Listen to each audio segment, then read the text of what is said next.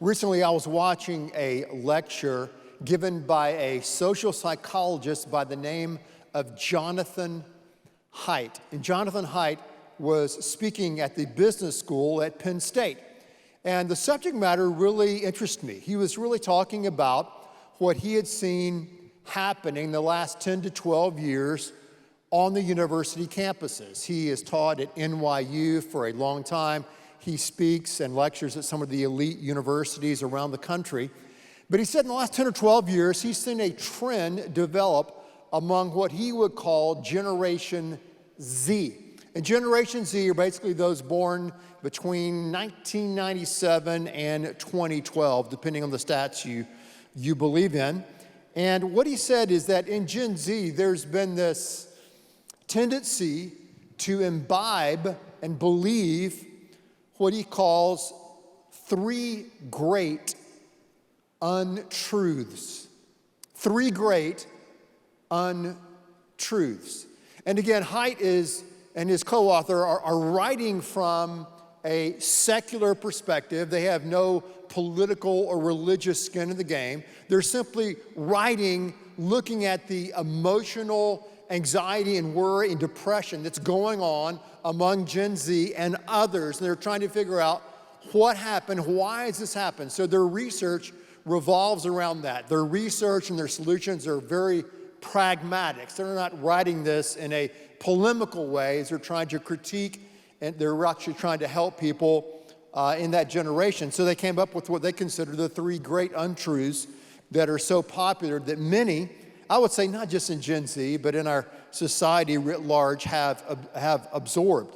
So here they are. The first untruth is the untruth of fragility. The untruth of fragility. In other words, they reversed Nietzsche's maxim, and they've said that which doesn't kill you makes you weaker. So one of the major premises of their work, and they wrote a book, let me show you the book. They wrote a book called The Coddling of the American Mind. And they talk about the truth of fragility, the untruth of fragility. In other words, we have a group of folks, kids, young people now that are adults, that have been taught that challenge is bad. Suffering is something you have to avoid at all costs. You know, we need to shave off the rough edges and make things safe no matter what. Then there's the untruth of emotional reasoning. And that is, you should always trust your feelings. Your feelings will be an adequate guide to make wise and logical choices. Now, those of us who have lived long enough know that that's simply not the truth. Your feelings are more like a roller coaster. They go up and down, they vacillate, they change. But many have bought into this idea that my feelings, my emotions, my internal world is what determines what's real and what's right. The third untruth is the untruth of us versus them. In other words, they've been taught in school, in the university, to see the world as this constant battle between good and evil, to see people as a part of a good group or an evil group, rather than to see them as individuals. So what led them to come to these untruths? In other words, what qualified these untruths into existence, if you would, was that they had to first contradict ancient wisdom, ideas found in cultures throughout the world. They had to contradict modern psychological research on well-being, and they had to be sure that these untruths harmed the individual as well as the communities who embraced it. And so they said, what this has led to in our society today, in Western civilization, especially the United States, is unprecedented levels of anxiety, depression, and suicide. And we can talk about different villains to blame here. We could talk about social media. We could talk about the internet. We could talk about early exposure to porn. There are many things we could talk about that have led to this emotional and psychological malaise. And we also could talk about the professors and teachers and universities who have bought into this, which has led to a type of what I want to call toxic fragility, overprotecting, which has led to, I think, and many others, a worship of being a victim. So we have, not just within this generation, but in many generations in our country today, it's kind of trendy to be a victim. Find where you have been victimized, claim your victimness, and then go cash a check, I guess. But we want to be victims. We coddle victims. We teach people to be victims. And that's a dangerous place to be. These researchers see it from a secular perspective. I see it more as a pastor, from a Christian and theistic perspective. I believe the maxim that we must prepare the child for the road and not the road for the child. Because the road of life is a rough and rugged road. It's full of potholes. We have a couple of those in Houston. Potholes, detours, wrecks, crashes, off-road. Life will take you on a long and winding road. And life will bring the fight to you. Life punches back. Life punches hard. And so if we're raising up through our school system and through popular culture a generation of young people, either in our own house or in our schools, that's not ready, that's too fragile, listening to their emotions, looking people as groups and not as individuals, then we as a culture are in a very precarious and dangerous place. Now, I had a mentor years ago, who's since passed on, but he would say this. He would say, if it's true, it's not new. If it's new, it's not true. In other words, as Solomon said, there is nothing new under the sun. There's nothing new under the sun. And one of my favorite stories I've ever heard, one of the most compelling and captivating stories, I believe, is a story coming out of the Old Testament about a guy by the name of Joseph. Now, most of the people, I would say 98 or 99% of the people in the Old Testament are jacked up from the ground up. You right? I mean, they're a bunch of criminals and liars and massive sinners in the Old Testament. Only a few good ones. You got Joseph, you got Daniel, and that's about it. Maybe Ruth and Esther, okay? More on that later. But Joseph is a story that's in Genesis that's so compelling. Because if anybody should have said, I'm a victim. Life is unfair. Life has messed me around. Therefore, I'm going to do whatever I want to do. I'm going to be bitter. I'm going to be resentful. I'm going to get what is mine. If anybody should have had a victim mentality, it would have to be Joseph. Joseph had these brothers. The brothers didn't like Joseph and the favoritism they felt he got from their dad. They sold their brother into slavery in a foreign country. Now, my older brother beat me up, and I tortured my little brother, and I tortured my little brother. If I go to hell, that's going to be why. But here's the deal. They didn't throw me off into slavery in a foreign country. They didn't do that. That's what happened to Joseph. They threw him in a pit. He becomes a slave. Why he's a slave? He is accused of a sexual crime he did not commit. He's thrown into prison. He's forgotten in prison.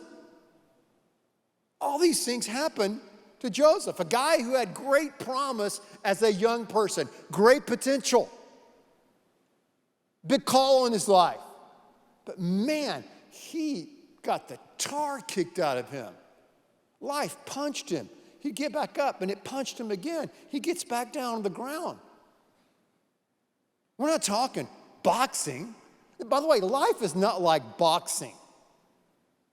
Boxing, boom, boom. You knock someone down, you go to your neutral corner, and they count you out. No, life is MMA. When life knocks you down, like MMA, they get on top of you and throw elbows and knees and all that. That's life. That's what happened to Joseph. That's what happened to Joseph. But Joseph kept on moving forward. Joseph never said, I'm a victim. Joseph always said, you know what? God is with me. So throughout all these scenarios, all these chapters in Genesis, if you read the story, it would say God was with Joseph. And eventually, he sprung out of prison and he becomes second in command in Egypt, the most powerful nation in the world. Crazy. How did he do that? Well, somewhere along the way, he had to develop an authentic relationship with God. Somewhere along the way, as we talked about, he had to develop deep, grounded roots in knowing that somehow, some way, God loved him. Though his circumstances didn't look like it, though the pain was real, though he felt rejected, felt like he was a victim, he said, you know what? I'm going to hold on to trusting God. No matter what's going on in my life, I'm going to keep moving forward. No matter what's going on in my life, I am not a victim. I will not let bitterness and resentment eat me up. So Joseph kept moving forward. And I believe what happened, we can see it in a passage in my favorite book in the Bible, and that's Romans chapter 12. So if you have a Bible, open to Romans chapter 12, verses 1 and 2. Now, I've been a Christian for a long time, right? I grew up in the church. I mean, even before, I was probably in the womb and I learned Amazing Grace, how sweet the sound. I came out of the chute singing that song. I grew up in the church.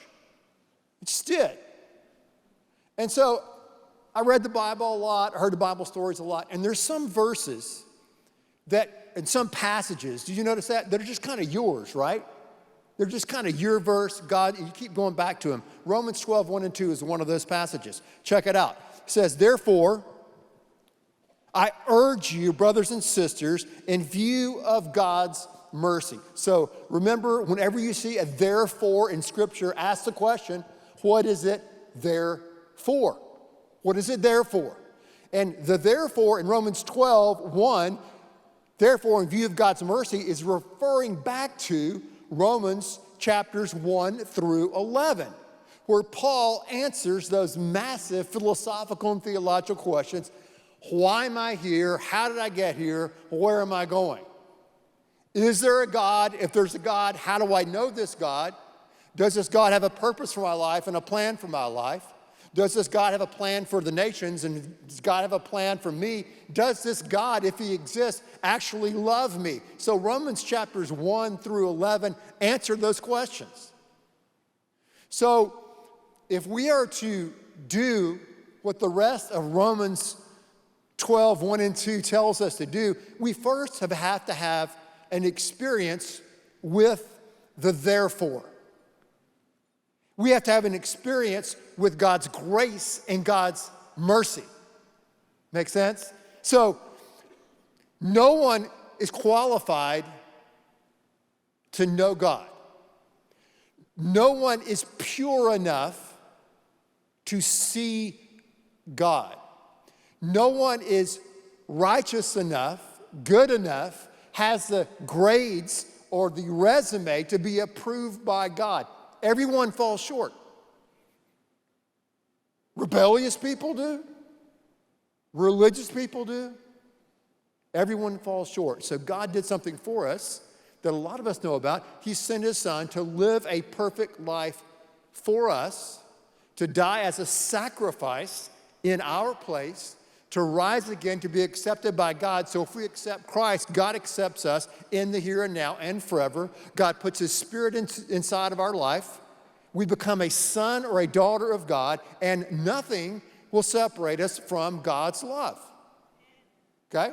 So that's the therefore. So in light of the fact that you have received God's love and mercy, if you have, then look what his word tells us to do. Verses 1 and 2. Therefore, in light of God's mercy, to offer your bodies as a living sacrifice, holy and pleasing to God. This is true and proper worship. Do not conform to the pattern of this world. Do not let these untruths sink into your mind and come out of your phone into your heart. It's my translation. but be transformed by the renewing of your mind. Then you'll be able to test and approve what God's will is, his good and pleasing and perfect will. I've received the therefore. I've received this free gift of life and forgiveness in Christ. I've received his mercy. I've had what we used to call in the 70s a born-again experience. Now, because God's Spirit is inside of my life, I can start this process of renewing and transforming my mind.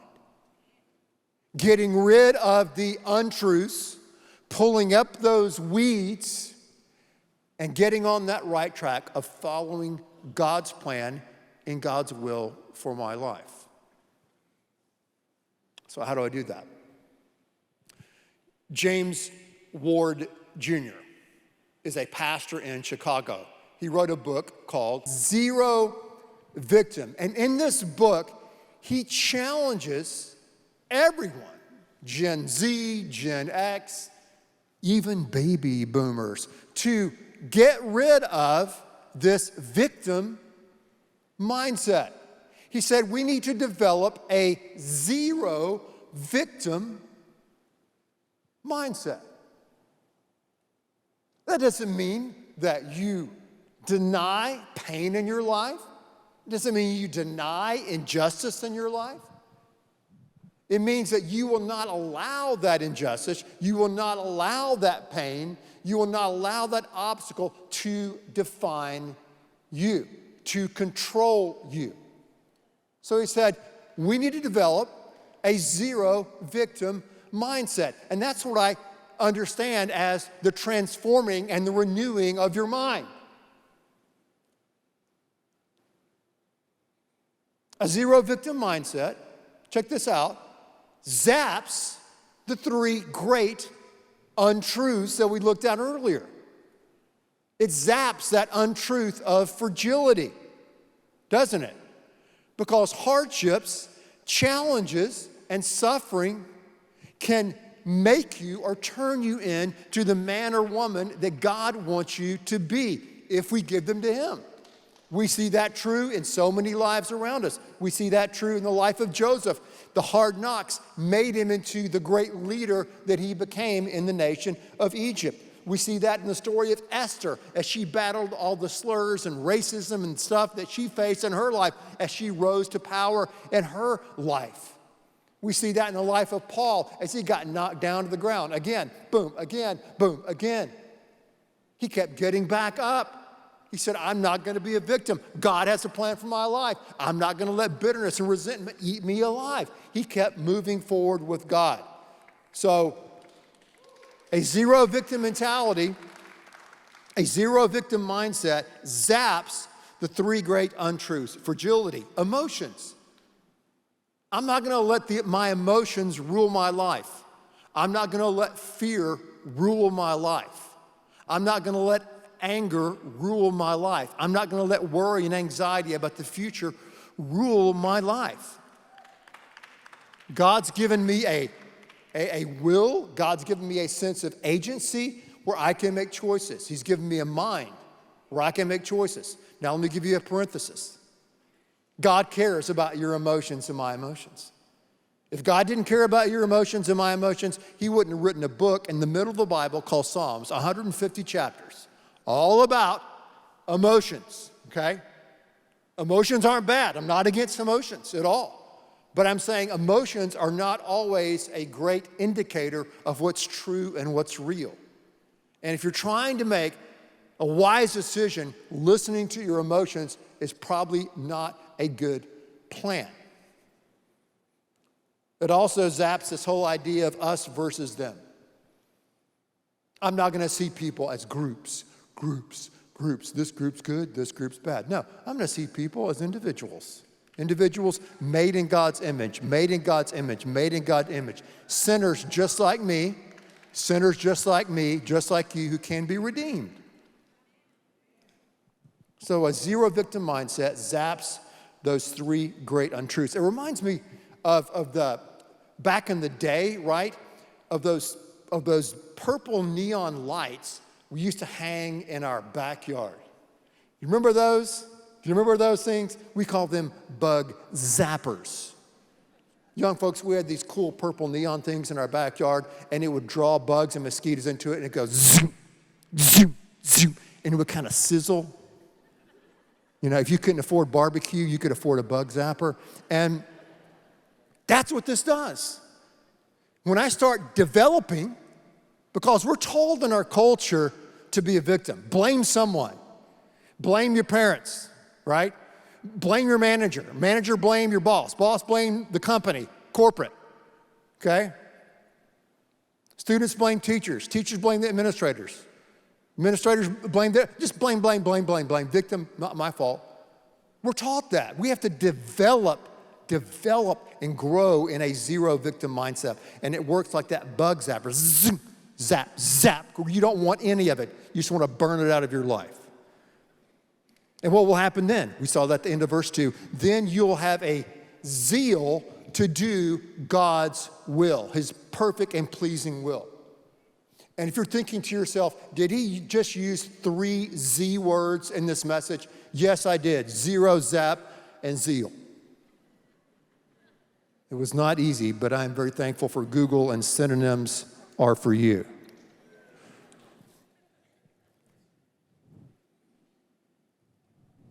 God's will. A zeal to follow God's will. God's will is when I align my life up with truth. God is truth. Jesus is the way, the truth, and the life. If I'm lining my life up with God's will, then I'm lining my life up with truth. Okay? And I have to learn how to do that. Learn how to follow his law, follow his will. It's a process. I mean, I can, preach and teach. I mean, 20, 30 minutes from now, I can be leaving the parking lot. I'm not on Voss or Woodway, and I can start losing my religion a little bit. I'm sorry to break it to you. I don't have a fish in my car yet, okay? I'm not there. I'll be there one day. But here's the deal. The point of the matter is it's a process. I'm not trying to encourage people to be bad drivers or say things to people in traffic. That's not the point. The point is it's a process that we develop this zero victim mindset. It's a process that we learn to have this zeal to put God's will and God's truth into action in our life. Joseph did that like nobody's business. Remember Joseph, he's in command and they're having a famine at the end of the story in Genesis chapter 50. Do you remember the story? And his brothers come back. They don't recognize Joseph. They human trafficked him a long time ago. They forgot about him. They told their father that he's dead. His brothers come back. They don't recognize him. They're begging for food. How's that for hijinks? Joseph could have gotten his revenge. Joseph could have had them executed like that, like a bug zapper. But he didn't. What did he say in Genesis 50:20 to his brothers? You intended to harm me, but God intended it for good to accomplish what is now being done, the saving of many lives. Zero victim mindset zaps the untruth.